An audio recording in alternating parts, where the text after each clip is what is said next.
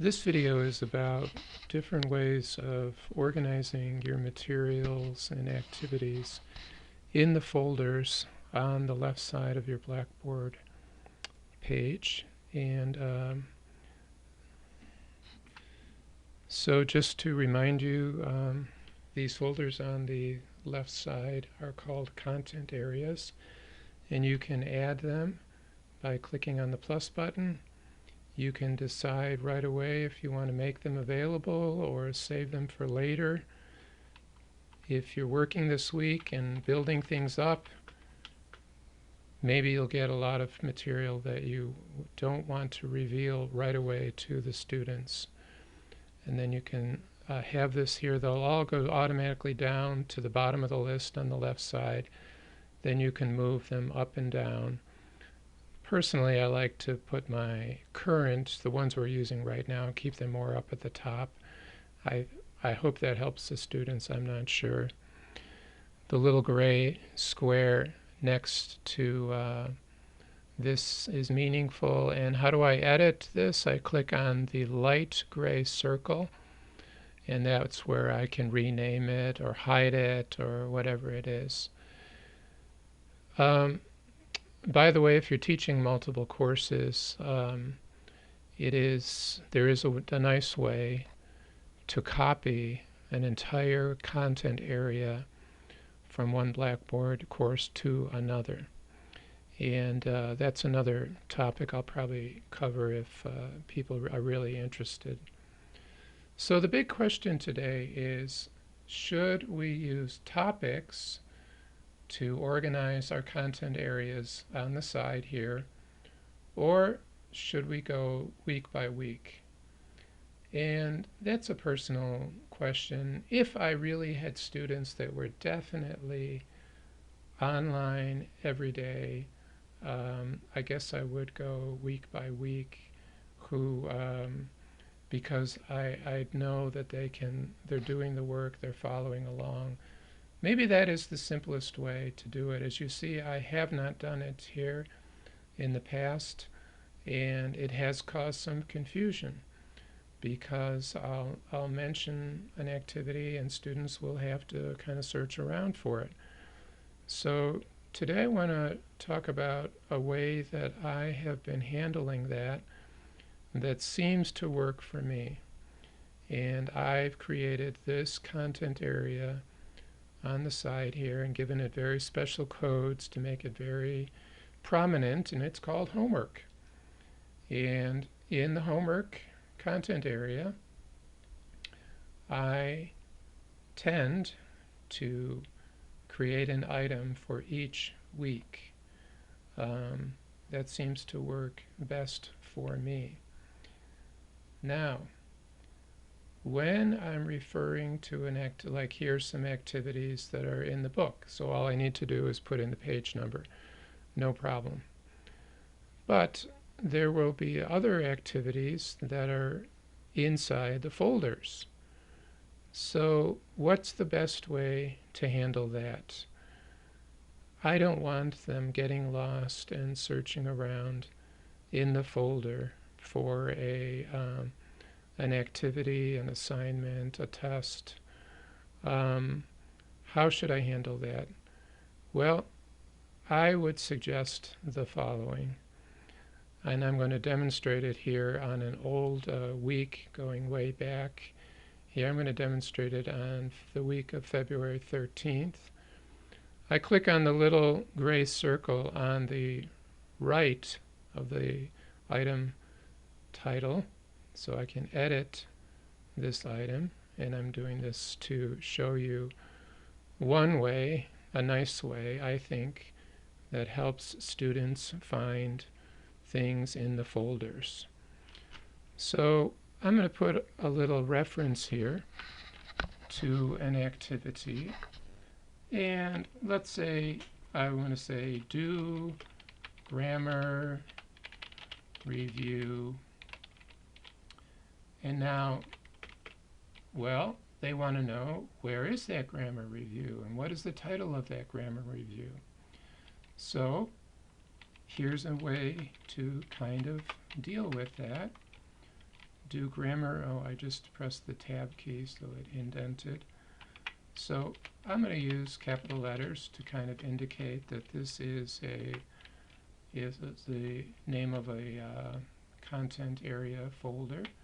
So maybe it's going to be grammar review, and now I'm going to use arrows to indicate that now they have to look into a folder in the grammar area, and then here is how I could go using these arrows. I could indicate to them where to look for that activity. This is one way that I think can work because I think they know what these arrows mean. It's a activity in a folder that's in a folder, and if I used, if I use capital letters on these folders on the left side, it might be even more obvious what I'm talking about here. So I've done this before, and I think it helps. The other method that I do sometimes is I actually include a link to the activity, a link within the Blackboard site. This is not going out to outside of Blackboard to the wider internet. This is a special link within Blackboard, and it's a little bit cumbersome to do this correctly, so I only do it for really important special activities that they might have trouble finding. Now, what bothers me in Blackboard is that the only way they know that this is a link is that it is underlined. On normal websites, this would have a special color. It would be very obvious that this is a real link. But it doesn't work that way in Blackboard, unfortunately. So I'm going to show you how to do this so that students can go from one folder into another activity and not get lost.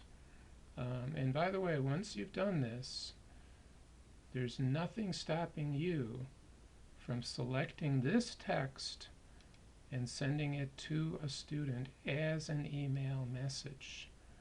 So sometimes they're asking where something is. I select it and send it to them, and because the link is already built in, it is very easy for them to find the activity. So first of all, I need to open the activity and get the link from the activity. So let's say I've got something here on verb tenses, and here was an activity on practicing verb tenses. I can tell that this is available to students because of the dark color of these icons. If these icons were a light muted color, then that would indicate that the activity was not available. And when I click on the gray circle, there's an option to make it unavailable here, which would lighten that color. I don't know if you can see that now in the video. I just made it unavailable. I'm going to make it available again. And what I want to do now is I want to copy the link to this activity. So in Blackboard, there isn't, oh boy, yep. So I'm in a grammar folder, and what I'm trying to do is look for links that I can actually copy the URL link. And unfortunately, when I right-click on the activity itself, copy link is not an option in the right-click menu. But when I right-click on the PDF file that's attached to the title here, copy link address is an option. And so I'm going to do that. I'm going to copy the link address to this PDF file. Then I'm going to go back to my homework folder, and I'm going to open one of the weeks, and I'm going to edit that week, and I'm going to add a new little reminder of a homework here. Do grammar homework. Now it would be nice for me to kind of show where it is hidden in the folder system so they can look for themselves. But the other way that I'm demonstrating now is just to say something like here, because when I say here, which means click here, I can edit this as a link. And I go now to the icon that says insert or edit the link.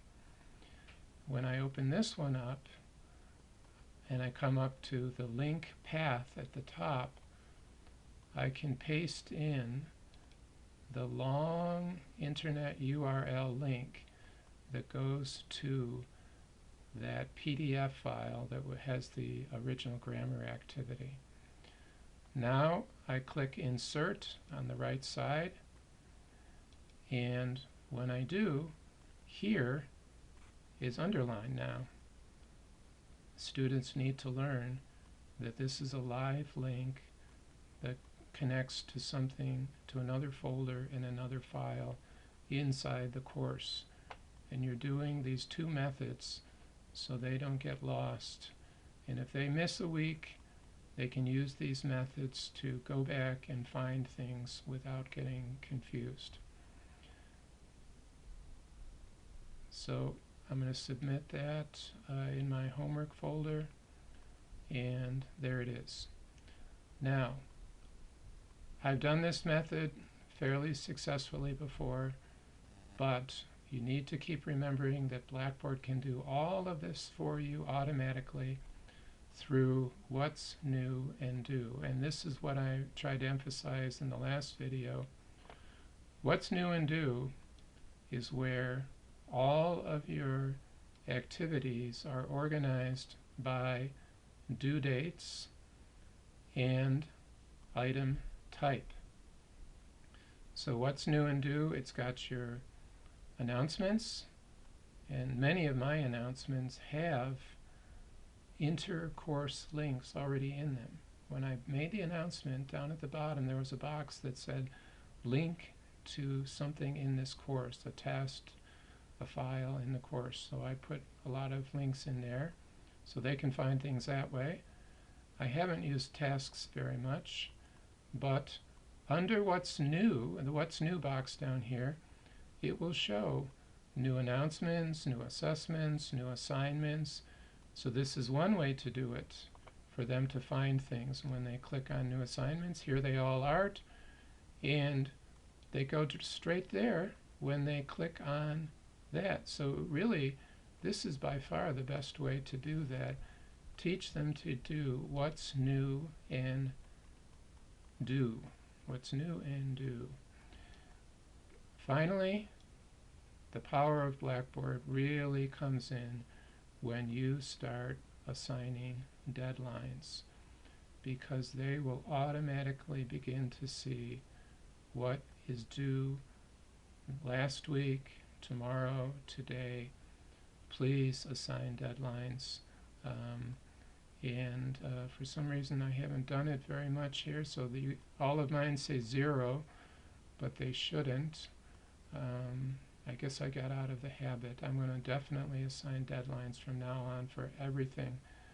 And this is what many students will go to automatically, and it's probably the best way for them to see what they need to do.